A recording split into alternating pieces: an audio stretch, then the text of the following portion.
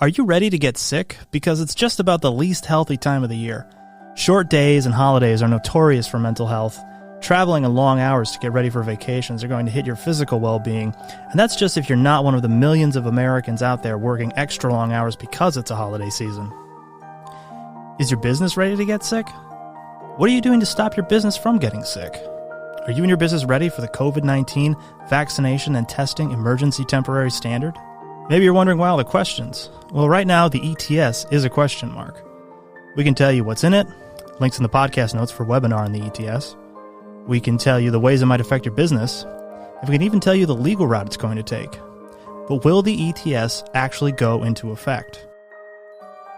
Well, this episode of 312 is going to give you some perspective on that. 312 Pod is divided into two sections, Work Hard and Play Hard.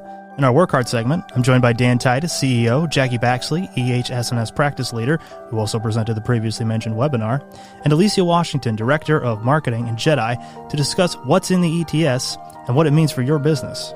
We follow it up with a special guest segment featuring Ashley Cuttino of the firm Ogletree Deakins, who can give us essential legal insight. And we'll finish the episode with a much-needed Play Hard section featuring myself, Everett Anderson, and Joe Cardale. All right, let's get to work.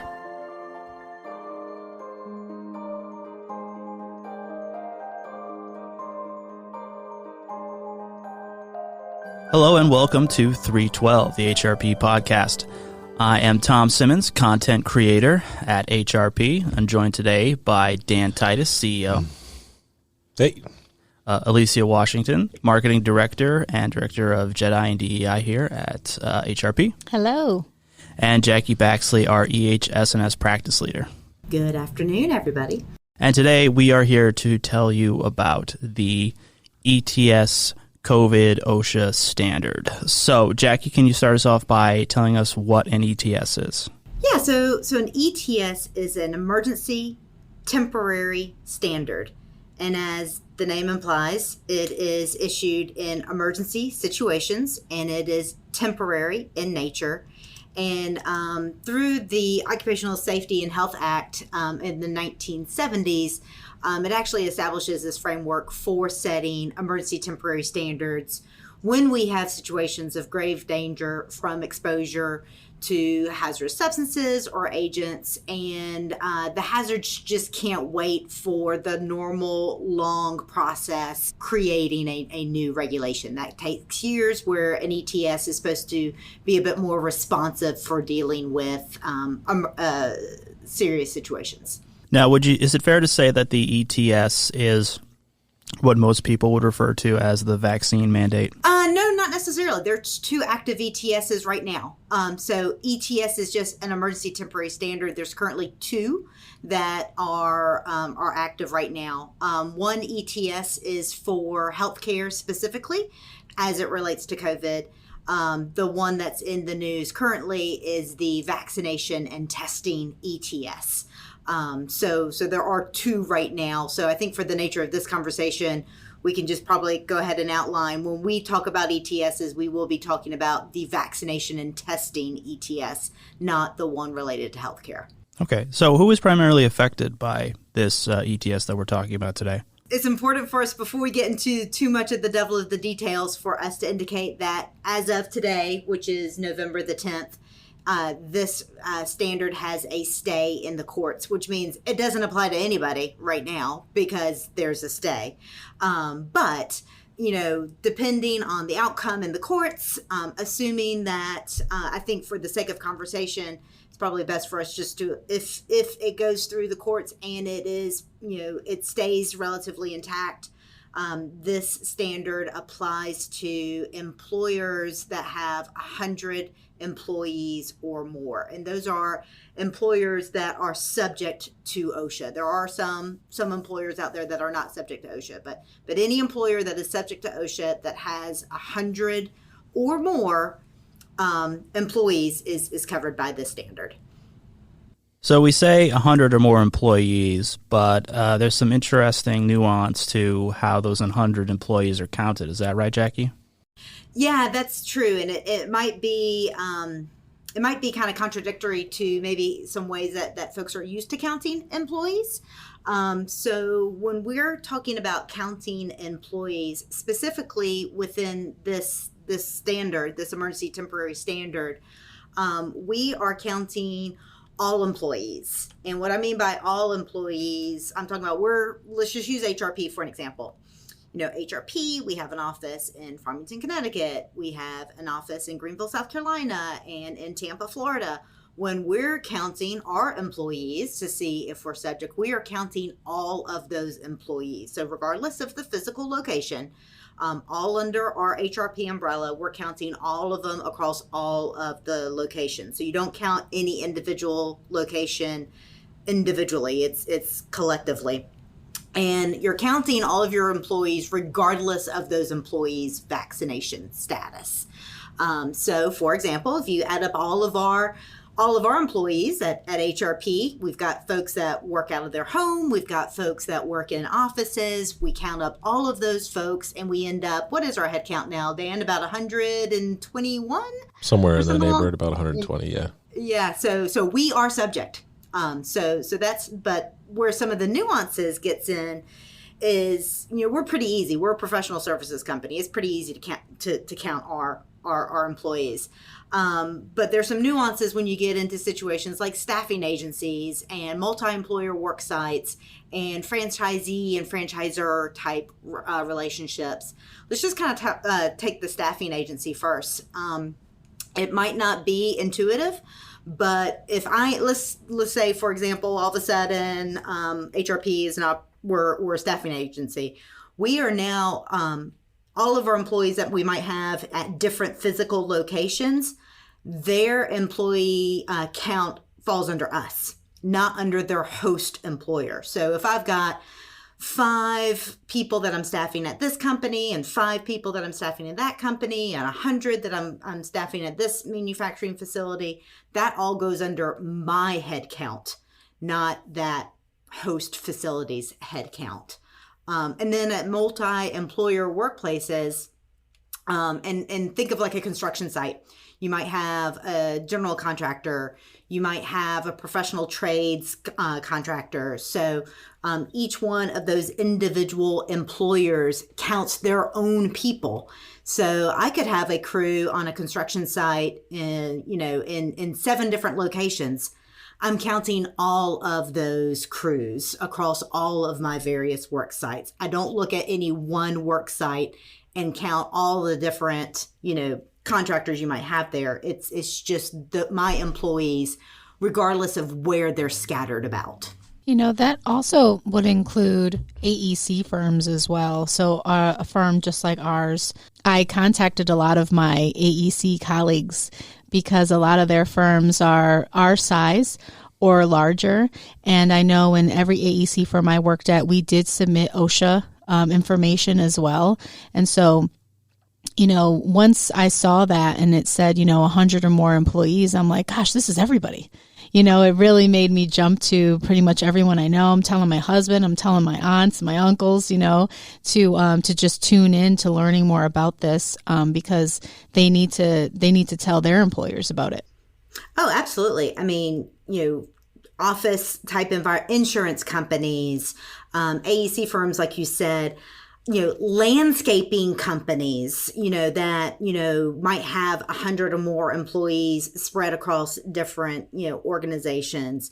Maybe I'm a small business owner that I own a couple of franchises. Maybe I own like 7 Howdy Doody burgers across the United States or something like that. I got to count all those employees and maybe that adds up to being 100.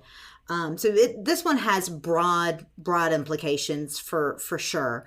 The nuances, when I introduced it, I said, if you're subject to OSHA and you have 100 of employees or more, it is important to note that OSHA, under OSHA essentially covers private sector employees and workers in all states and territories. So federal workers are not subject to OSHA. So this standard does not apply to federal workers, but federal workers are not getting off scot-free, so to speak, because there is an executive order that loops in federal workers. OSHA wasn't the vehicle that could be used in that situation. They used a executive order to loop in federal workers. I think that this is a really detailed rule that is going to be difficult for OSHA to enforce. Because it requires a lot of very specific knowledge about the way that an entity is organized and how its staff works in and about, for example, an office. So like as it relates to our company, our office people are not always in the office. They're in the field a lot. And I know that there's an exemption in the rule for people who are field workers. And ours are kind of a hybrid. We have people who are both in the office and out of the office at the same time. So understanding, sort of the ins and the outs of the nature of the work that we do as it relates to OSHA's potential enforcement of the rule seems murky to me. I think that the rule is written in a very broad stroke, and I guess it makes sense if you're somebody who works in a manufacturing operation and, all your people are standing on an assembly line and they're there 8 hours a day, what have you, just sort of using that as an example. But for the work that we do, professional services, I think we're in and out of the office constantly. I think it's a lot more complex. So it's not clear to me how OSHA would necessarily be able to make sort of like a negative finding, I guess, against a company like this. Jackie probably has a better idea about that, but it's not. It's written in very basic terms, and yet the application of the rule is complex. So, and given the fact that it's a new rule and there really isn't any precedent, I'm not sure that I see how they're going to really go around and make enforcement a thing here, especially for companies like in our size range. So like if you're talking about a company that's, 10,000 people or something, I guess that's more straightforward, like again, in a manufacturing sense, but in a distributed company like ours, that's got 9 offices with 120 employees. I don't know. It seems complicated. And I can hit on a couple of those points. First, the nature of the complication. One really interesting nuance to me is you're subject if you have 100 employees or more. That's it. That one's pretty simple. Once you realize how to count your employees, you're either subject or not. But this is where it gets nuanced. Dan, as you were alluding, the field workers, if somebody works, completely outdoors, then that employee is not covered. So I can be a company and the company is covered, but I can have employees within my organization that are not covered. Right. So kind of once you're in, but then there could be some, issues with at-home workers, some issues with field staff or outdoor workers that are always outdoor, with the exception of de minimis indoor activities like going inside to go into the bathroom. You have to be outside pretty much 99.9%. So if you share a vehicle with a colleague on the way to the job site, you're not considered an outdoor worker because you're now in an indoor space, with somebody. So yes, this is definitely one, as a environmental health and safety professional, as I read it, I get it. But this one pulls in companies that are not, used to dealing with some of the complexities and nuances of health and safety, as you're alluding. Industries, they deal with OSHA day in and day out. A lot of office organizations where they're subject to OSHA, they just don't find themselves, with the risk that typically require them to have the inside knowledge to deal with the complexities. And OSHA historically has always been an entity where the regulations tell you what you have to do. The regulations don't tell you how to do it. Normally it's other standards like maybe, NIOSH or, NFPA or other standards that kind of tell you the how. This is one where there's not a how behind it. So there's going to be a lot of really structural if, underline if this makes it through the courts, then there's going to be a lot of questions for employers to really whittle out on how they're actually going to implement this.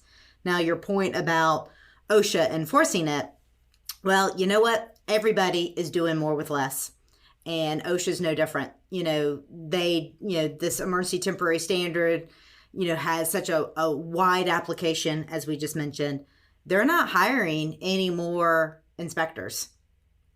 So it's, there's a fear in the health and safety community that, this emergency temporary standard might actually divert OSHA's attention from some more of the more intimate health and safety threats that workers are exposed to, either in construction, general industry, and the like. I mean, the rule pulls in, obviously, an entire universe of entities that are not currently, in any real meaningful way covered by OSHA. And without additional enforcement staff, I just don't really see how this works, because it seems to me, and I'm trying to poo-poo the rule because I get the rule, but it seems to me that, in order to sort of suss some of this stuff out, like, they would have to come in and do like a comprehensive audit, right? Like, so Jackie brings up the example of field workers who, might commute once in a while in a company vehicle to a job site. I don't know where you draw the line at a field worker, but in any construction industry, right? Like, if somebody goes into a job trailer on a construction site, are they back in the rule because they're in a construction trailer, which is akin to a field office?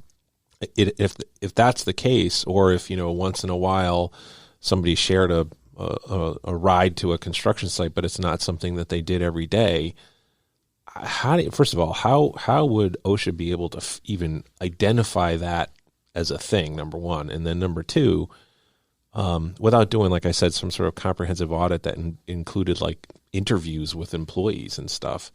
And then from there, what actually constitutes an outdoor worker? Because it's difficult for me to sort of put together in my mind, under that set of scenarios or that set of circumstances, I don't think there is a field worker. What is that?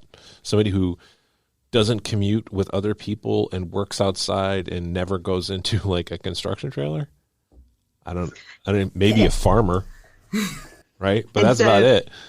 So our listeners can probably easily tell who is not the EH&S person in yeah, their well, it's clearly me. Yeah.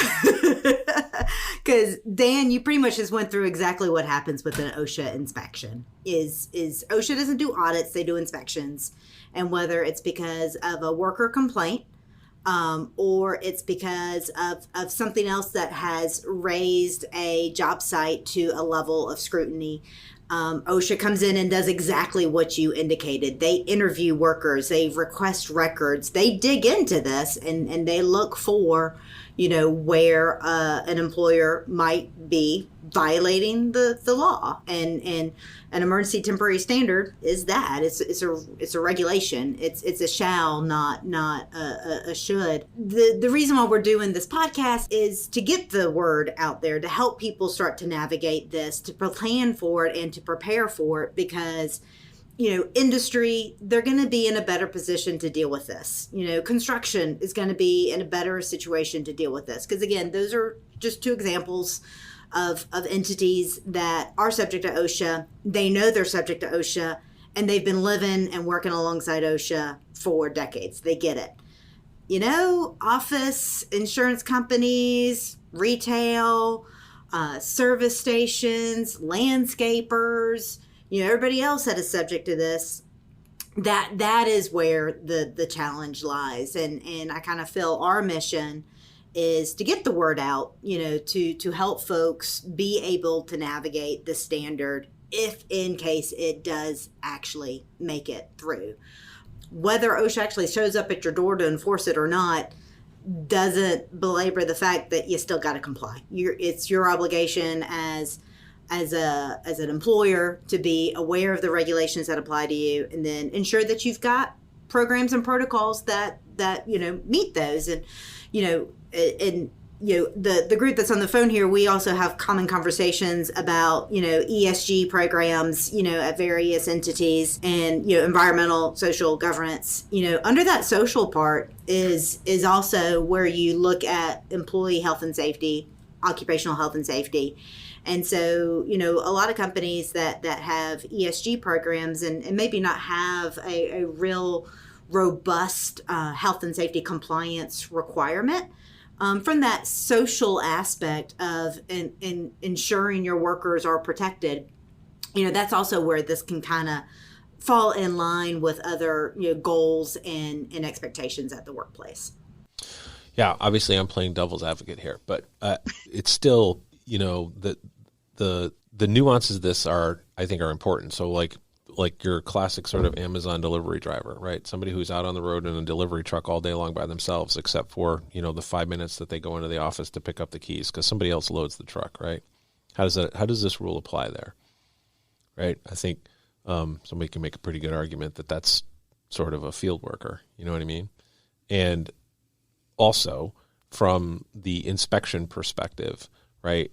Like to suss something like this out in a non-standard OSHA industry, right? It just seems like a huge resource draw that I'm just saying it out loud. I mean, we know in this business and even my sort of casual contact with it in this role, like our EH&S practice has suffered through the pandemic to a certain degree because can't travel, and EH&S is a lot about traveling to facilities and getting access to facilities, and everybody didn't want people that they didn't know in their facilities, and all those things make sense. But, even in our business, we are seeing that there's a decrease in the amount of inspections that are happening both at the state and the federal level, from all sorts of regulatory entities, OSHA's included. And that is driving, I think, what we can sort of say with a straight face is sort of strategic noncompliance in certain industrial spaces. We know that people are waiting for the shoe to drop to hear around the neighborhood, oh, OSHA's back at it again. They're starting to do inspections again. We got to catch up on all the stuff that we haven't been doing. And now we've, potentially, if it gets through court, as Jackie indicated, added this really complex new rule, right, that they're going to have to implement into a geometrically larger community with the same amount of resources that already are not getting the primary things done that they need to get done. I'm very curious to see how they're going to actually effectively implement this. The other thing is too, a lot of the stuff that we talk about in OSHA, when we're talking about industrial or construction compliance, it's pretty straightforward. I don't mean to make light of it. Some of this is very complicated, but your general, wear your safety glasses and your hard hat kind of, lockout, tag out kind of stuff. Like it's relatively easy to sort of put your hands around something like that, I think, from an inspection standpoint. But let's talk about, for example, the idea of vaccine exemption for religious purposes. How does OSHA go about measuring that? Well, OSHA doesn't. That is. But that steps into, for example, state law, right? That's a thing, and now you have a rule that potentially crisscrosses into constitutionally protected spaces. There's a lot of complexity here. Having read the 490 pages of the standard, the religious exemptions, the sincerely held, religious beliefs, and as well as the medical issues associated with vaccinations, that's not a part of the standard that concerns me at all. It's consistent with kind of how the ADA and EEOC has approached this since the beginning. And this is no different. It is an employer has, two compliance paths. Okay, A, this makes it through the courts. B, you're subject to OSHA and you have 100 employees or more. There's two compliance paths. A, you either have a 100% vaccination mandate for your employees, your covered employees. But again, asterisk, they still recognize the sincerely held religious beliefs and as well as medical, clearances. And HR professionals in most organizations know how to handle those types of situations. So that gets written into your policy. And OSHA actually has draft policies that even somebody can use. The second option for compliance is encourage vaccinations. Employees that do not want to get vaccinated or for whatever reason, then it implements the testing and masking requirements. But again, still the allowance for those sincerely held religious beliefs or medical reasons why somebody can't get vaccinated. So that part has actually been pretty consistent from the beginning. So that's not a part of this that gives me, not heartburn's not the right word, but gives me concern. More what I think is going to be complicated for an employer to navigate is, let's just say, for example, a company opts for the vaccination, or testing, side. So we're going to encourage our employees to get vaccinated. For those employees that are not going to get vaccinated, then they have to implement testing and masking. That's going to be a little bit more complicated, I believe, because where OSHA has said it is up to the employer to decide who bears the cost of testing. So OSHA is not pushing that onto the employer, which is interesting, as a health and safety professional that lives in these OSHA regulations.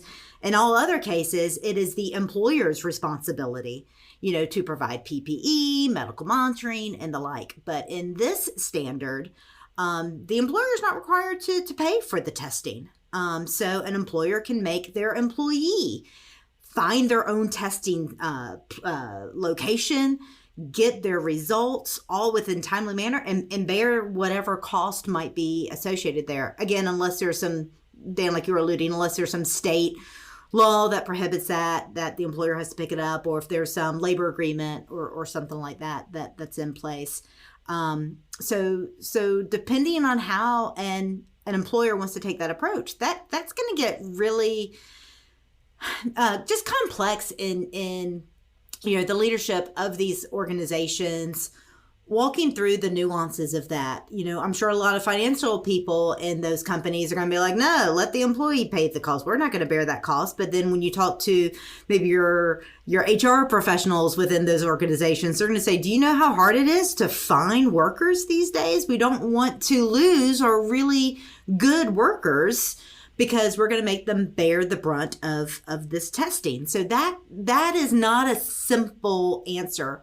Where the standard is simply written, I would say the questions that they pose are not simple questions with simple answers. And that's just on the testing side. If you choose to go the full vaccination route, you also have to give employees ample time off to get vaccinated. Well, what is ample time off? And you have to give them paid sick leave should they have, when I got my vaccine, I was puny after the second dose. First dose, I was fine. Second dose, I was puny. Under this OSHA you standard. Got small? You've never felt puny, No, I know, actually. I have. He's 6'6". I don't know. Can he feel puny?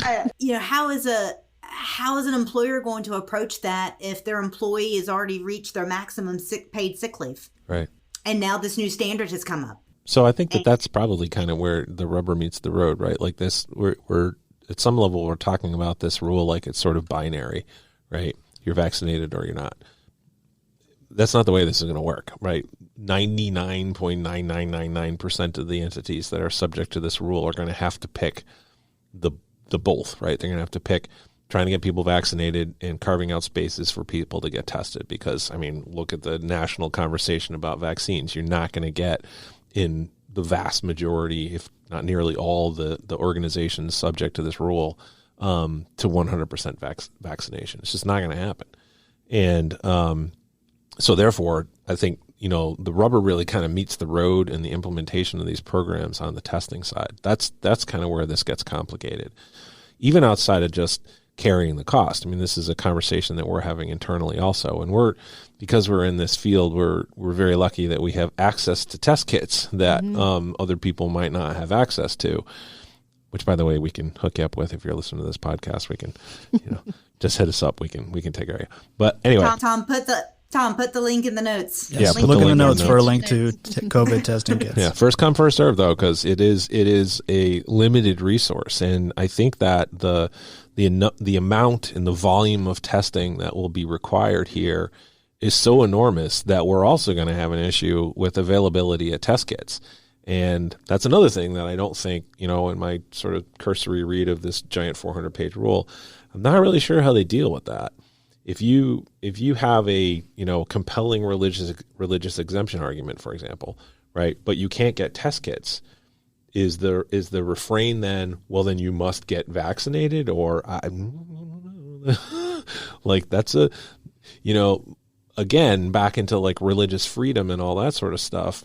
Just sort of making the point, it's kind of outside the scope of typical sort of OSHA enforcement space, right? We're not talking about safety or health as it relates to chemical handling and that sort of stuff. We're talking about things that are like deeply, deeply personal on the religious side, which crisscrosses into a workspace in a way that I don't think prior to this pandemic that we've seen before. It's definitely a Jedi component, I would say, in some sense too. And it kind of goes back to what Jackie actually mentioned too, where the employer is going to have to, provide more time off, because maybe that would be the option there where, the company understands the religious component and says, okay, well, we will provide you this many days off until you can, get the test kit or get tested. And I think that really plays a role in this, as well as, if you have a company who has a Jedi program or has, DEI initiatives where they can understand, or understand their employees, right? Because that's really what Jedi is about, is really understanding who your employees are, what's important to them, what their values are, and making sure you're doing your best as an employer to align a lot of the values there, and being respectful of what people, what's important to people. And I think that, this does kind of play a role in that relative to the religious exemptions. I also wonder with respect to the rule. So there's this religious exemption carve out, which to me is super fuzzy, but, I can say with a straight face that I'm aware, for example, of some people in our organization, some females who are of childbearing age, who are very concerned about getting vaccinated because there is some data out there that indicates that for women of childbearing age, these vaccines have the potential to have some negative side effects. I've heard other people say that that's not true. I haven't really done a deep dive on it, but that's a conversation out there. And that's not a religious exemption. That's like a family planning thing. So like if you had somebody who, was working on family planning and didn't want to get a vaccine because, they were trying to, start that family. I don't know as an employer that I really want to be in the middle of that. Like, from sort of a classic HR perspective, like that is literally a no-go area. Like you don't, as an employer, you're just not in that space. Because it's not appropriate, right? So, it's sort of this strange juxtaposition where the vaccine mandate, and it's not a mandate, but the rule sort of drives this need to vaccinate, and I don't really see that the testing part of it is going to be able to keep up with the demand. So we're right back to sort of like a 100% vaccine mandate, and there are reasons that people don't want to get vaccinated outside of religious exemptions. And that's just a fact. And some of those things that are very personal and are, like I said, like, for example, on the family planning side, that a company just doesn't have a role in that from a classic HR perspective. In fact, it's sort of the opposite of that, so it, in the drive for workplace safety and inclusion, we're creating some exclusion. That makes me scratch my head a little bit, I gotta say. And if you read some of the legal arguments, it I don't think gets into this exactly, but I think what we're saying kind of is dancing on the edges of some of these. On the OSHA side, I'll go back and hold on. I'm pulling it up. I am reading what it says in the OSHA Act. So implementation for an emergency temporary standard when employees are exposed to grave danger from exposure to substances or agents determined to be toxic or physically harmful or from new hazards, and that such emergency standard is necessary to protect employees from such dangers. Some of the legal arguments that I've read is that this is the first time that OSHA has ever issued a standard where it's protecting employees from themselves. You choose to not get vaccinated for whatever that reason might be. This standard is written to protect people from themselves, not from a hazard that is produced by the workplace because you're using methyl ethyl or whatever the case might be. And so, therein lies some of the legal arguments. And, as being the practice leader of our environmental health and safety compliance group, I operate within the administrative and the legislative branches of our government, right? Bills become laws and laws become regulations. That's the space that I operate in. I don't often operate in the judicial space. And I'm getting a crash course in the judicial space with this one. And reading a lot of folks that I respect, in the field. And I don't know, I don't have a magic 8 ball on this one. This conversation that we're having, I think it's a great conversation because it's something that, we can apply across other areas. Again, a Jedi, respecting your employees for who they are and, understanding where folks are coming from. I mean, I think it's a great conversation for that piece. But I don't know that this is, I don't know that the standard is going to see the light of day. I'm with you on this one, Jackie. So in my role, I spend a lot more time with the lawyers. So, legal arguments, for folks who are listening to this that don't spend a lot of time with lawyers, legal arguments are not what you see on TV. And sometimes legal logic takes you to places that you didn't really expect. So I guess I should say out loud, I'm an advocate of vaccination. I'm vaccinated. I'm an old Army guy. I'm vaccinated against stuff that they haven't even invented yet. I think if I get cut, I still bleed green. So, I'm all in on the vaccines. But when you start mandating, and that's really what this is, you can say that it's not a mandate, but at the end of the day, if there isn't supportive testing or what have you, and because there's such immense structural fines against companies who are not, or potential fines against companies that are non-compliant, coercion maybe is a strong word, but it is coercive towards being vaccinated. And when, I think Alicia brought up the idea of Jedi or, diversity, equity, inclusion, when we're trying to create more equitable and inclusive workspaces, right? This sort of runs against sort of the core tenets of that basic idea, right? So we're saying that everybody can be included and we should carve out space for everybody, regardless of your race, religion, gender, ethnicity, all that sort of stuff, which is important. And we're all about that here at HRP, except if you're not vaccinated, you can't be included, right? That's where this ends up, right?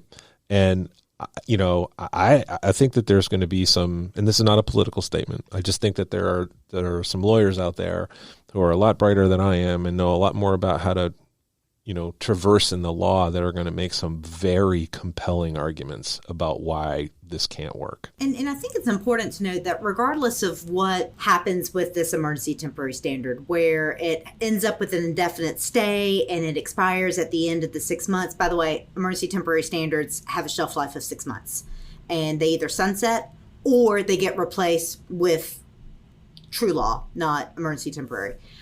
So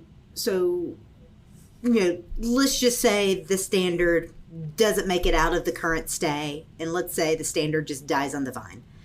That doesn't mean that a workplace can't still implement, what we've been sharing all along at HRP to ensure that you have a COVID-19 preparedness, prevention, and response plan, that you have things that are keeping your employees healthy and safe, which we can help you with, by the way. This is, a standard is never written to be the ceiling. The standard is always written to be the floor. So you can always do more as an employer. So if, as a workspace, and if the ethos of your company truly supports this emergency standard, and you want to see it succeed, well, even if it doesn't mean you still can't implement something like this, unless there's state law that prohibits you from doing so. So, regardless of what happens with this, I think there is a balance that can be struck where you're respecting your employees, where you're respecting those employees that might have compromised immune systems, as well as those employees that might have, personal health situations or religious, beliefs that might prohibit them from getting vaccinated. Whatever the case is, there is a balance that can be struck, whether it's mandated by this standard or it's just because you're just following the guidance that has been out there all along, to respect and protect your employees. I think the stay is really sort of the operable piece at this point. I haven't really dug into what the stay is and when they're going to have a hearing on it and how that's going to go forward. I mean, issuing a stay on something like this, I think, was obvious the day it landed on the street, because it's a really complex new idea that takes us into new spaces, at least a lot of places into new spaces. And I think that the legal branch of the government wants, due process and a little bit of time to sort of figure out whether or not this really makes sense.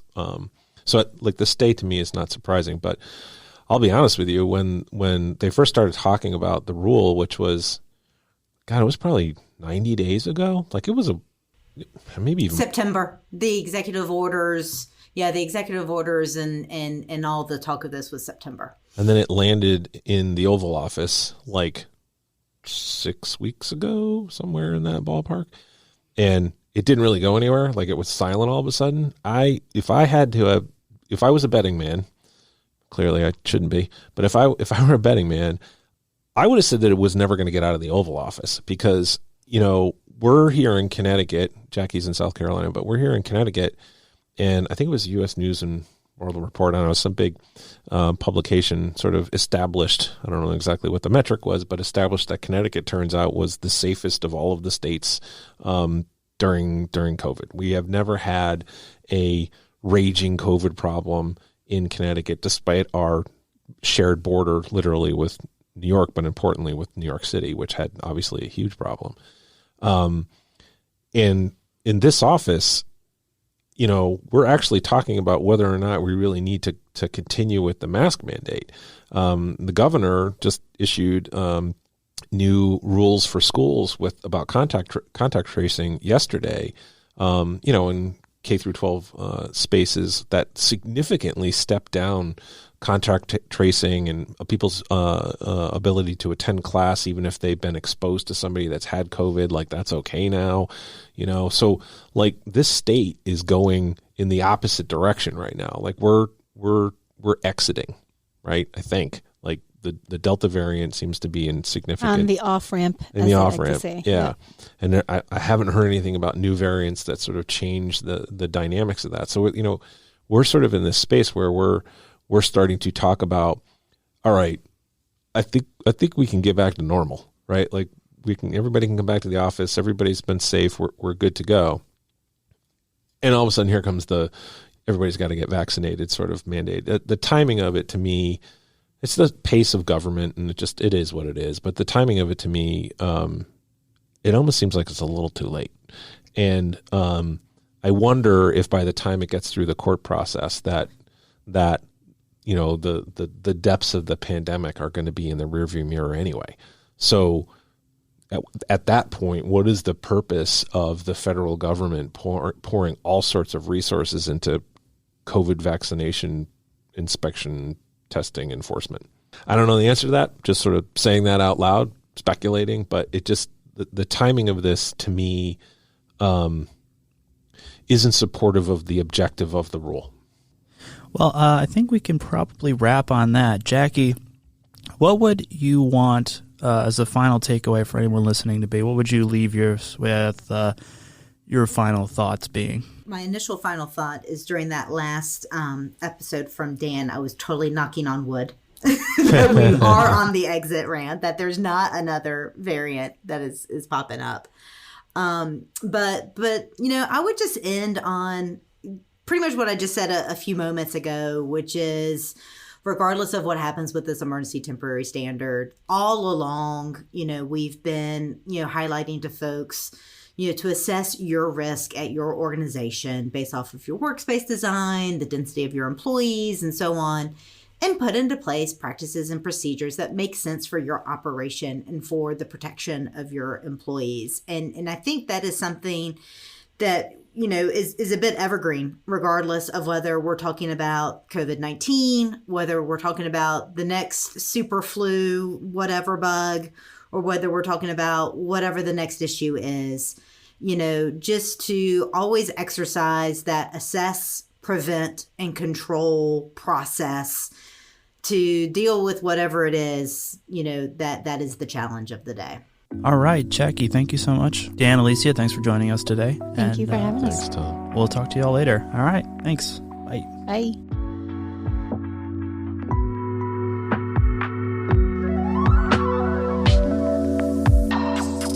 Okay, great. Well, why don't you start us off by introducing yourself? Sure. So my name is Ashley Cuttino, and I am a labor and employment partner at Ogletree Deakins. Ogletree Deakins is an employment-only firm, and I have been part of our core COVID team for the entirety of the pandemic. So core COVID team, what does that entail? Yes. So our core COVID team in Ogletree, we have been tracking everything COVID related for employers, from the new ETS that's out now to what was going on with unemployment and when everything shut down, and quarantine early in the pandemic, and all of the COVID issues that have arisen in between for employers related to their employees. So I think one of the biggest questions with the ETS that we covered in the earlier section of the podcast and that everyone's been talking about so far is if it's actually going to go through, what does it mean when it's in a stay, and when could it possibly take effect, if ever? Yeah. And, I think that's one of the big questions that's out there. I think there are very differing opinions on whether or not the ETS will survive. ETSs in general do not have a good history of survival when we look back. So this is the 11th ETS in the history of OSHA that they have tried to get passed. Of those 11, 7 were challenged, and of the 7, only 3 survived. So ETSs are hard for OSHA to get through to be legally compliant, but it doesn't mean it won't happen.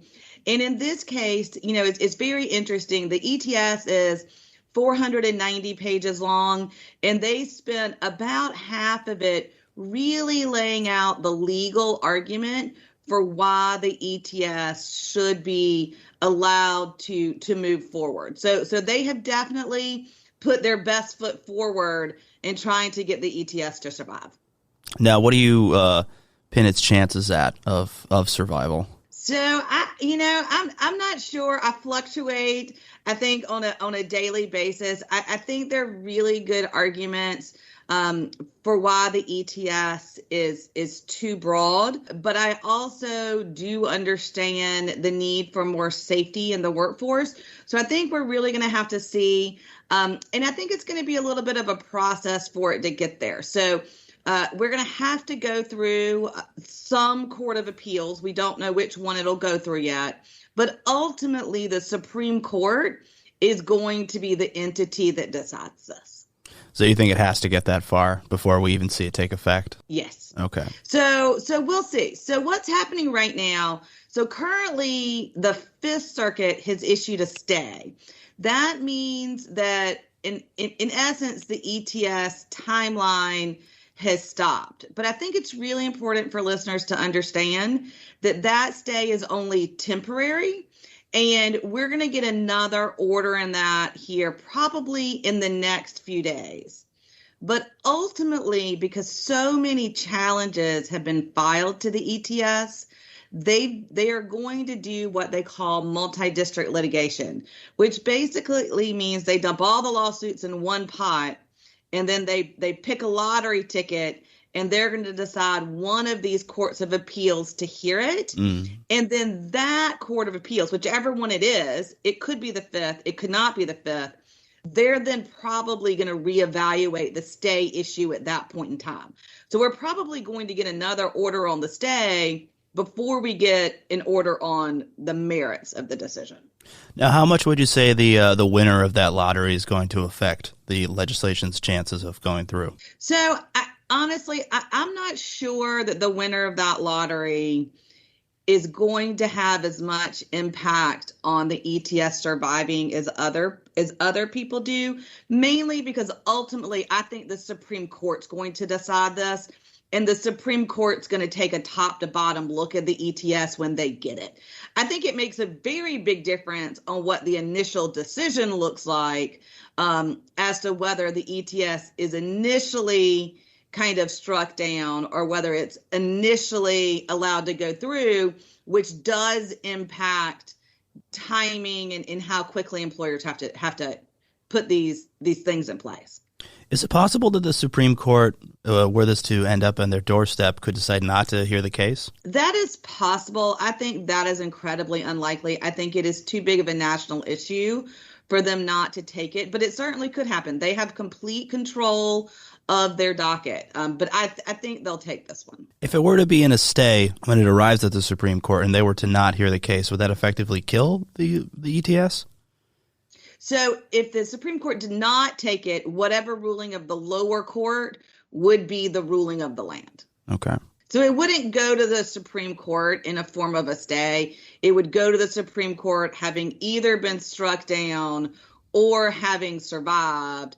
And the only way there would be a stay was that I'm sure if it survives at the appellate court level, then the challengers would file for an immediate request to stay until the Supreme Court heard it. So what is the next thing that we should look to see happen? Yeah, so I think the next thing we look to see happen is again, so we're going to see this multi-state process start. And so we're going to be really looking to see which court hears it. And I think what is most important for employers to look out for is, and this is getting into the weeds a little bit, but how quickly they set the briefing schedule, because it is really important for employers to stay on top of the timing of this thing. It's going to take some time to move through the courts, but what we saw in the Fifth Circuit is they set basically a rocket docket for the lawyers to get in their briefings. I mean, they are trying to push the decisions to be as fast as possible under our process. So, lots of times when we talk about things going to the Supreme Court, it is, a multi-year delay. That I do not believe is going to happen. They're going to try and have this heard as soon as possible under the system. It's going to be on an expedited basis all the way up. Is it possible to ballpark how long the entire process would take? So, I've actually been at a conference this week and some people have been ballparking. I think everybody thinks 90 days would be amazingly fast. So we're probably looking into sometime next year. But that assumes that everything gets stayed during the process. The courts could say, no, we're not going to stay this. We're going to hear it all the way through. I personally believe the stays are going to stay in place only because the burden on employers and what employers have to do to get ready for this is large. There are a lot of steps you have to take. So I think there's a good chance the stay will remain while we hear the decisions. But even if the stay does remain in place, employers cannot just sit on their heels with this and wait and see what happens and not do anything to get ready until they see what the end results are going to be, because it's too impactful to their business. and they need to be actually utilizing this stay time to make thoughtful decisions about what they're going to do if the ETS does go into effect, because it has dramatic business impact. Do the dates inside of the ETS, the deadlines, shift with the legal rulings, or they remain the same and then be enforceable, I guess, retroactively at the end of the legal process? So that's going to depend on exactly how the stay reads and on what the court does. We don't really know that, but they could be retroactive. So it could be that we get some Supreme Court ruling and then it's basically effective immediately. There are some difficulties with this rule and the practicality of that, because you do have to have time for people to get vaccinated. So there's going to have to be some shift or some grace period at the end, because of if we go past the currently listed deadlines, which I think everybody thinks we're going to go past the currently listed deadlines. Mm-hmm. So Ashley, from your perspective, what are some of the bigger issues that we haven't touched on, but that you think would be vital for our listeners to be aware of? Yeah, so I think some of the big things to do are really what I just spoke about is don't just kind of say, I'm going to put my head in the sand on this and wait and see what the courts do and bank on it being struck down. Because if the ETS survives, the decisions employers have to make are really impactful. This is a business survival decision for some companies, depending on whether they choose a vaccine mandate or whether they choose the vaccine and testing and masking option. If you go with the masking option and the testing option, there are some pretty significant financial consequences to that if you decide to pay for the testing. You also have to be very mindful of what state that you're in, because different states have different rules about paying for health screens, which this is, and different rules about paying for business reimbursements, which this would be. So you really have to look at your individualized state laws to know if you're going to have to pay for things. And again, that's where business impact comes into play. We also have talked to clients about the impact the ETS is going to have on both recruitment and retention, depending on what decisions you make. We are in a very tight labor market right now. And if your chief competitor down the street decides to have a vaccine mandate and you decide to go with the weekly testing and masking option, and you decide to do tests at work that are fully paid for, that are basically made as easy peasy for the worker as you can, does that mean that you're able to recruit a bunch of your workers? Or do you have a workforce that really wants the vaccine mandate in place, and so then you have a bunch of people leave to go down the street, or vice versa? There are a lot of really differing impacts for businesses, and it's not the same for anybody. Every industry is different. Every location around the country is different. And so really evaluating what this ETS and the impact to your company is critical. And again, I think utilizing this time wisely to be as prepared as you can be is really the best thing you can do. I will just say, I think the one most important thing that employers should be doing, and you have to be careful because we've got a couple of Republican-led states that are currently passing restrictions on this, but figuring out the percentage of your workforce that is vaccinated currently or is not vaccinated is the number one thing employers need to know, because the result of that information will guide all of the other decisions that are made, right? Like if the decision changes if 90% of your workforce is already vaccinated versus a workforce that only has 40% of their workforce currently vaccinated. It wildly changes your calculation. So finding out that piece of information where you can go ahead and do that, I think is the very first most critical step that you can take. All right, Ashley, thank you so much for joining us today. Absolutely. Thank you so much for having me. Thanks.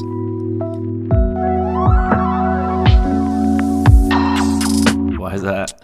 My main TV, the OLED, it's starting to get a little burn on the right in the middle of it. That's weird. Yeah, it's just like a circle, maybe like like this big that has like a color issue right in the middle of the screen.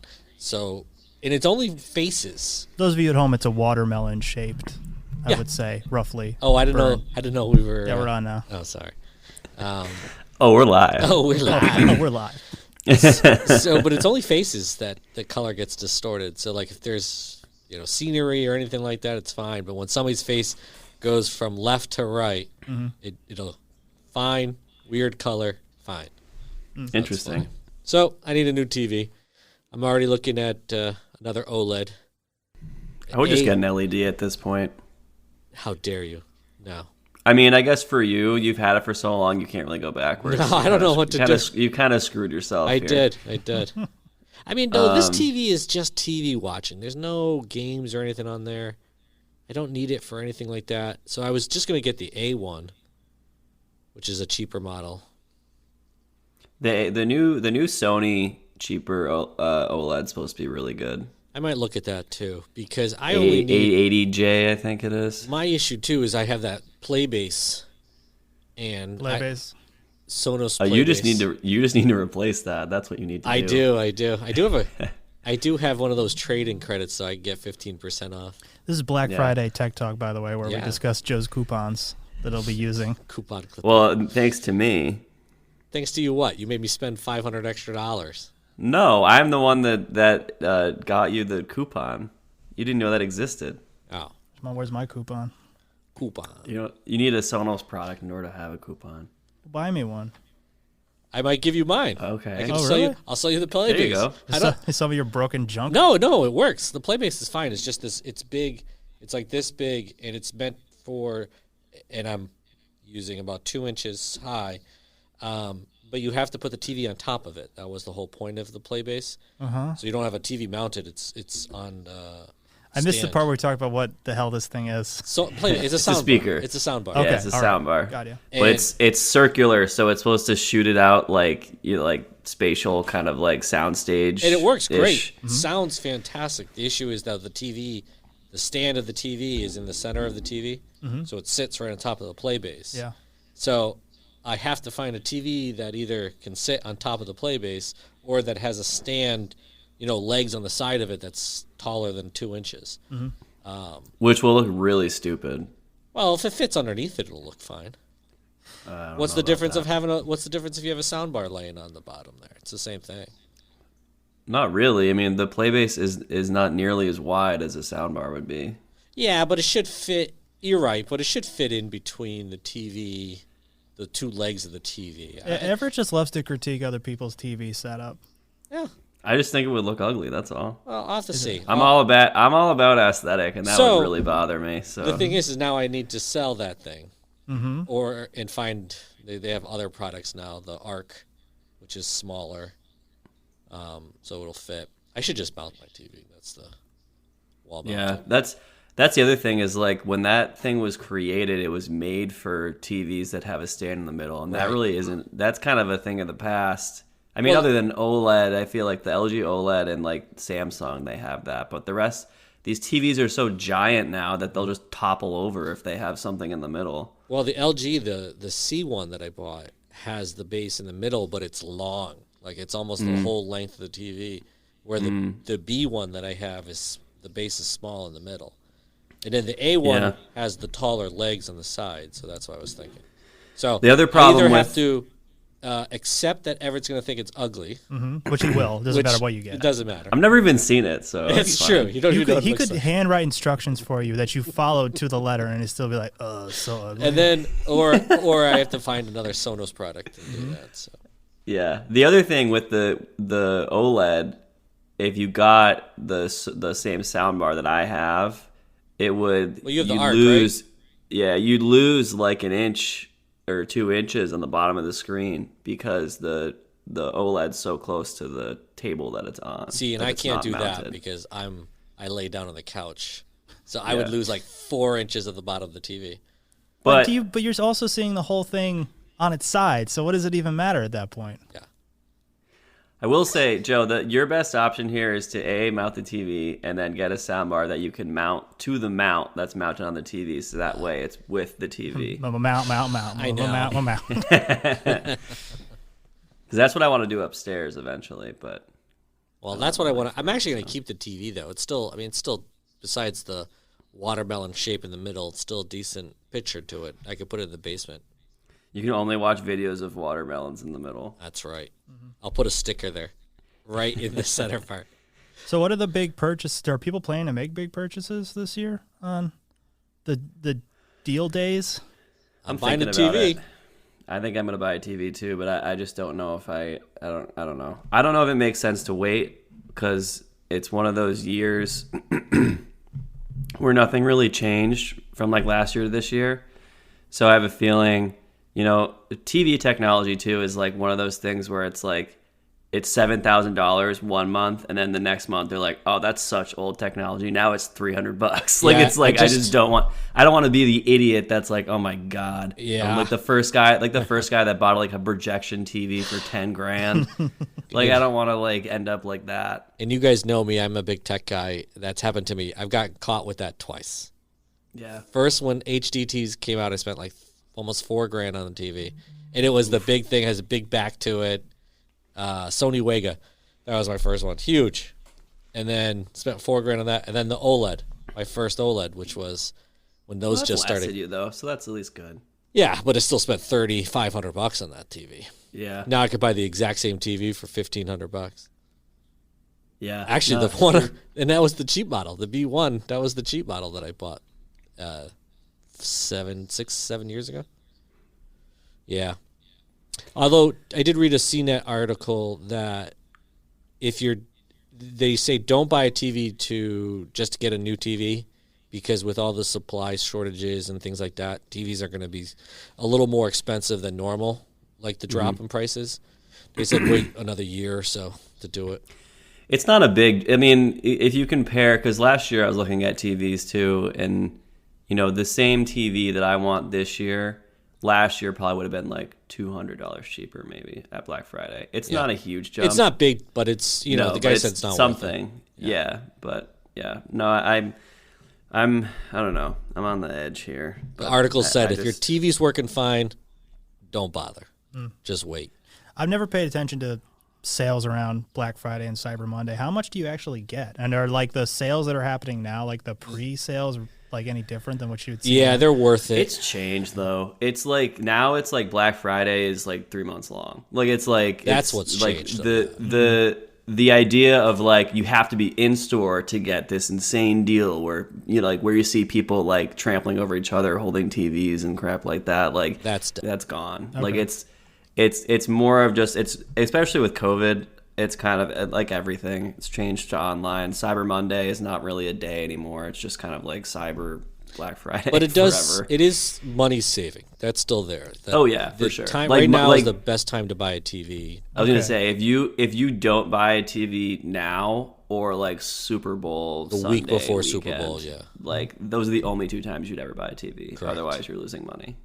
So, but I mean, are the deals on now, or do you? Yeah, have to they start. wait until... No, that's what Everett was saying. That now Black Friday is more like Black Month of December. Well, and they November. have like I know Best. Like I've been looking at Best. Best Buy just started today. They've been on for a while. Yeah. I mean, and they basically say everybody they matches have each other's prices. Yeah, that too. They have to. Oh yeah. But like so Best Buy basically has a disclaimer that's like, if the price drops below this, we'll refund you.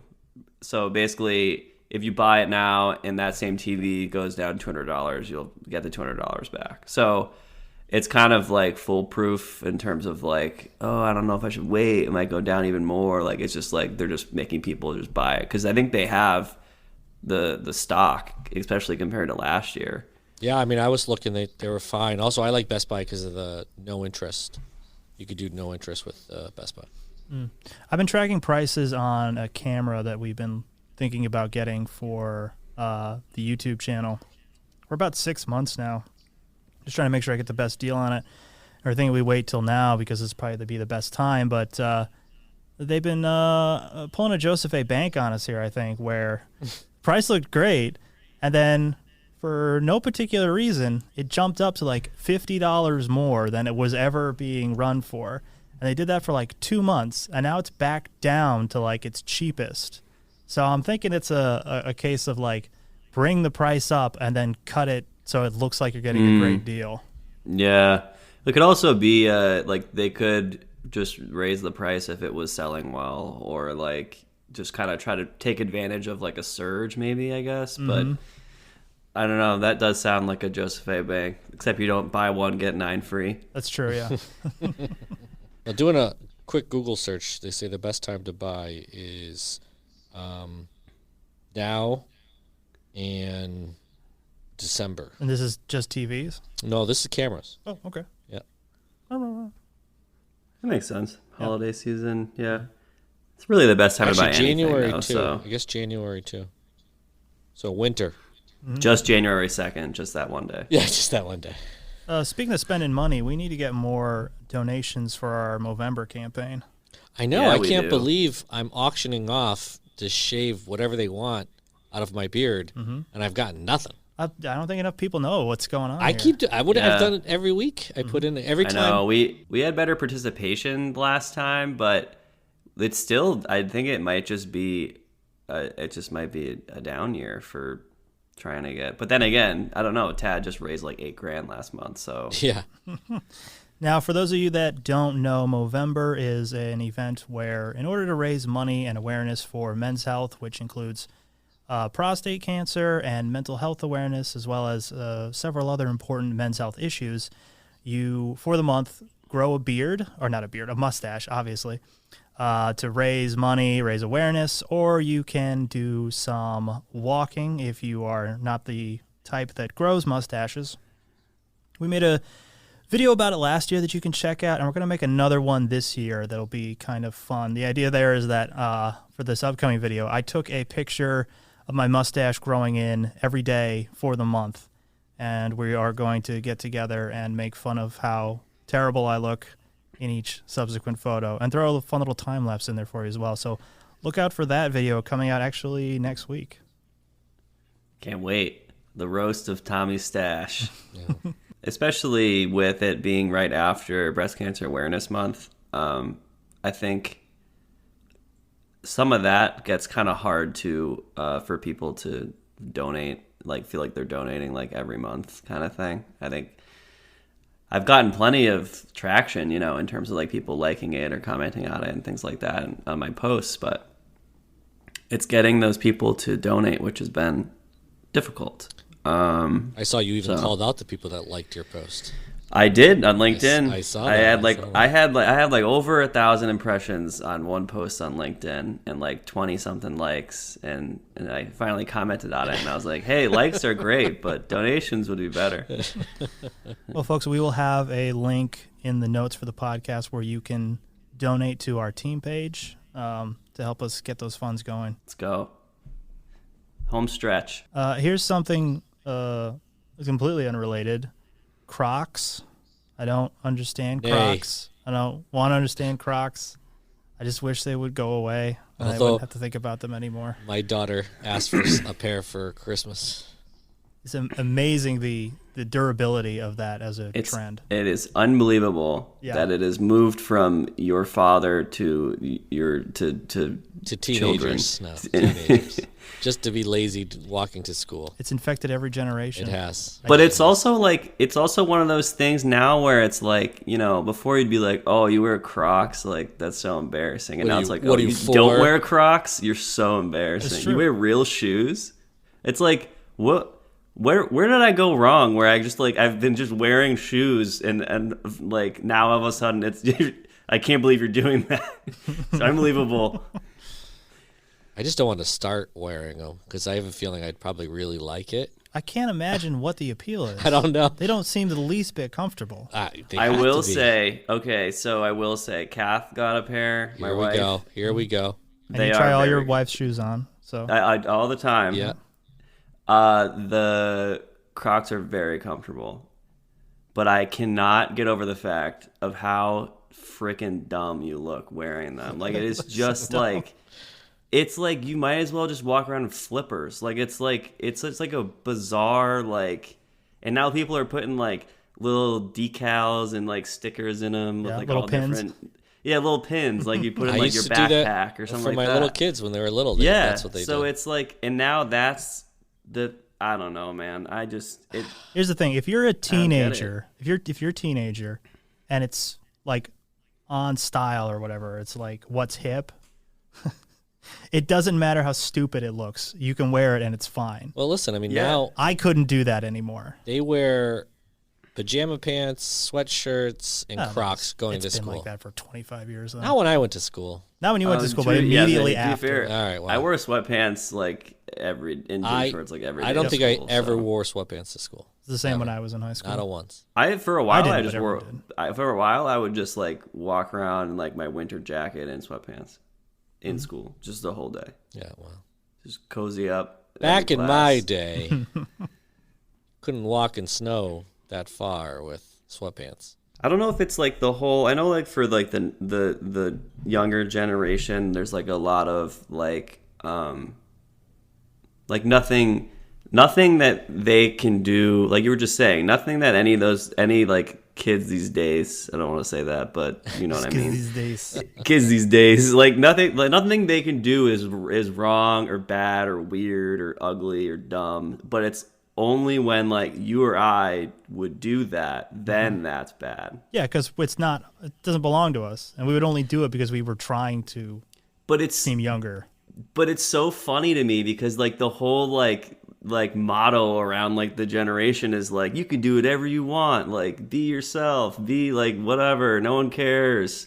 And then it's like, but you, Mr. 32-year-old, absolutely not. Like it's just like way. this is only us. Yeah, I don't know, I don't get it. It'd be like if I tried to wear the sideways ball cap.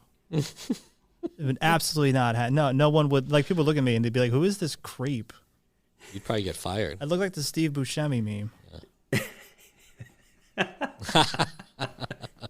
I just remembered which one it was. But there So is that true. genre of man who is trying to dress in a style that is way too young for him, and it looks so creepy.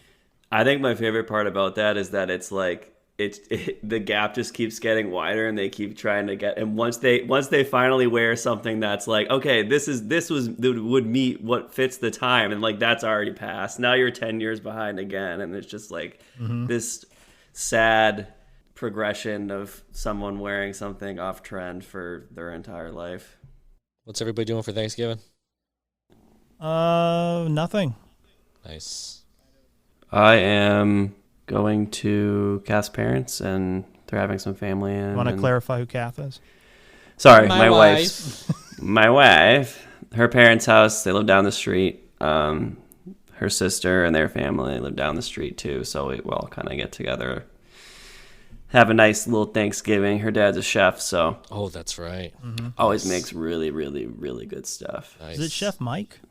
Yes. Why are there's so many Chef Mikes? Especially if you have like any kind of notoriety, you're probably going to be called Chef Mike. I don't know any Chef Mikes. Just new one right Yeah. now. Oh, besides the one that one right there. That is the only one I know. I don't know. I mean, I think Mike is a common name, but I don't know why there are a lot of chefs that are named Mike. I don't know. It's probably a common profession as well. I So don't what are you know. doing? I feel like I don't know many chefs. You have a father-in-law that's a chef. Well, I don't. Yeah, but that's one. I'm just saying. I know a lot of What people. about the other Chef Mike?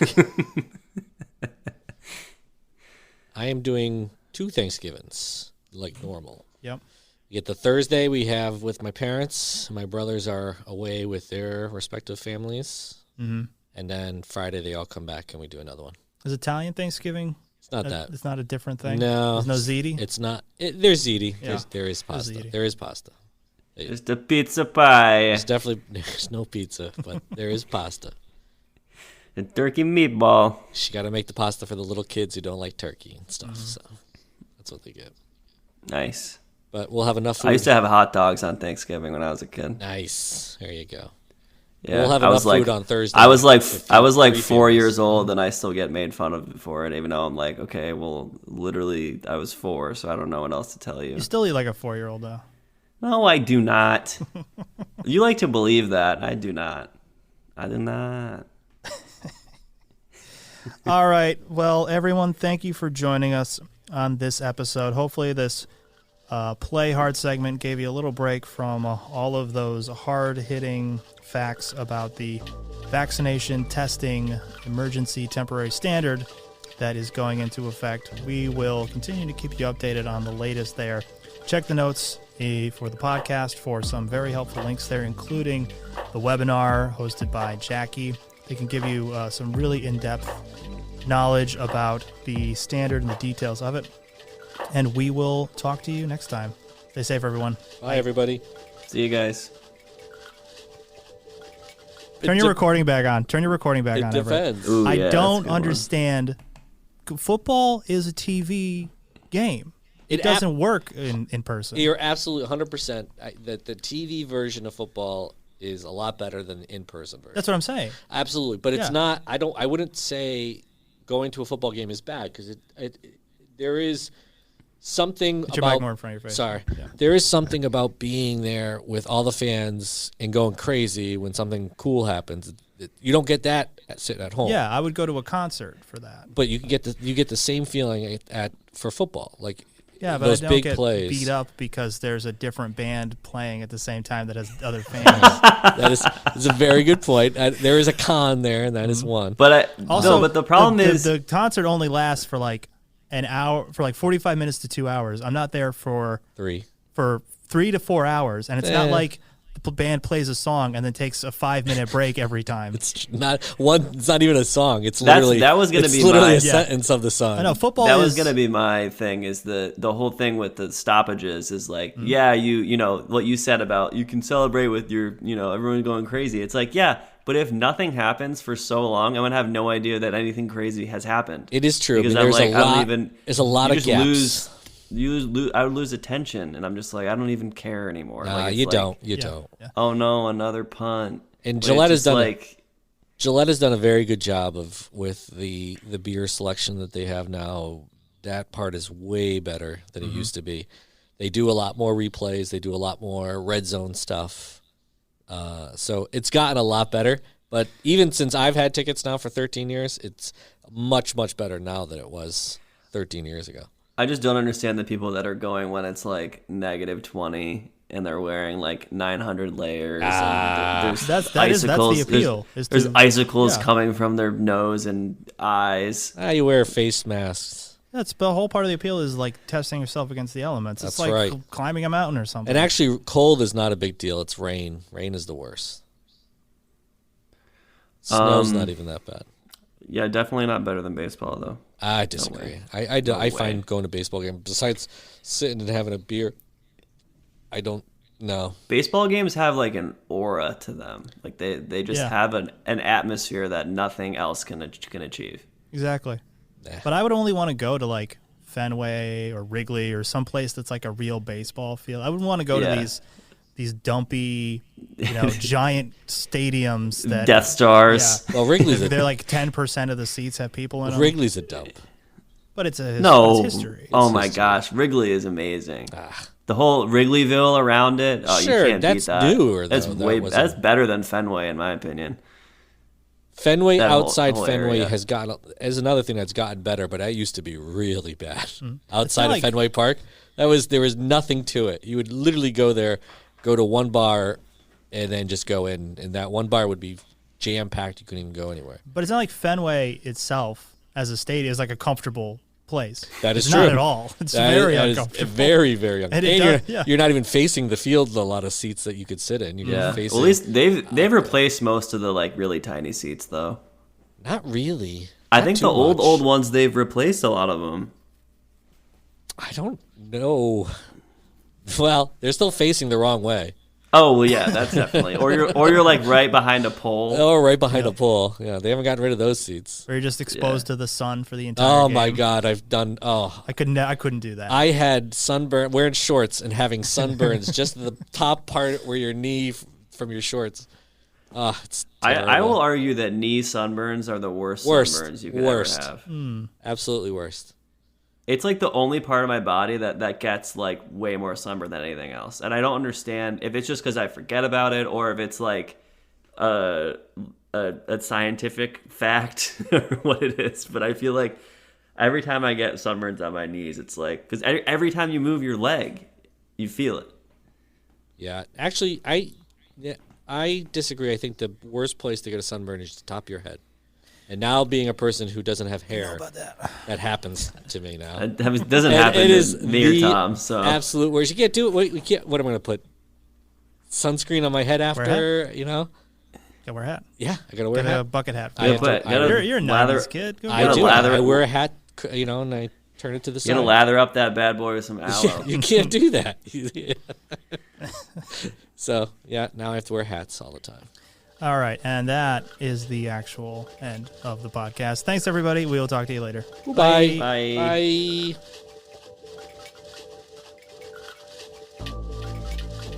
Thanks for joining us, everyone. 312 is a production of HRP Associates, produced, recorded, and edited by me, Tom Simmons, with technical assistance from Everett Anderson. If you like this episode, don't forget to subscribe and rate us 5 stars. Check out our YouTube channel as well, or reach out to us through hrpassociates.com to learn more about any of the services we talked about today. Stay safe, everyone. Till next time.